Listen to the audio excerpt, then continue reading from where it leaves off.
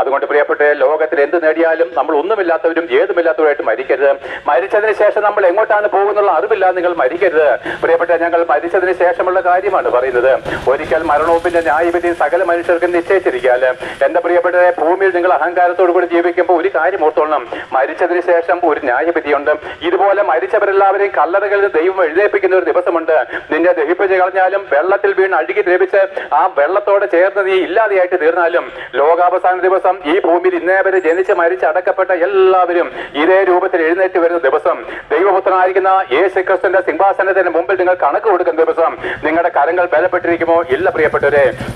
നീ പുറമെ ചെയ്ത പ്രവൃത്തികളും നീ രഹസ്യത്തിൽ ചെയ്ത പാപങ്ങളും എല്ലാം അവിടെ പരസ്യപ്പെടാൻ പോവുകയാണ്. നിന്റെ കുടുംബജീവിതത്തെ നീ വഞ്ചിച്ചിട്ടുണ്ടെങ്കിൽ അതവിടെ പരസ്യപ്പെടാൻ പോവുകയാണ്.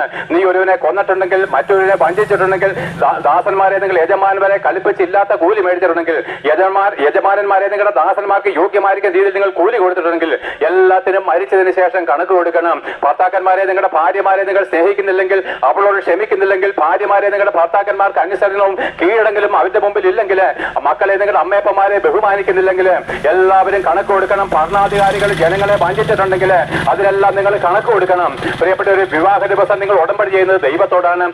ഒരു അധികാരി സത്യപ്രതിജ്ഞ ചെയ്ത് അധികാരമെടുക്കുന്നത് ദൈവത്തിന്റെ മുമ്പിലാണ്. ആ കണക്ക് തീർക്കണം പ്രിയപ്പെട്ടവരെ, കണക്ക് തീർക്കണം. മരിച്ചതിന് ശേഷം ഒരു ന്യായവിധി ഉണ്ടെന്ന് നിങ്ങൾ അറിഞ്ഞിരുന്നെങ്കിൽ നമ്മുടെ ഹൃദയം താഴ്ത്തപ്പെടുമായിരുന്നു.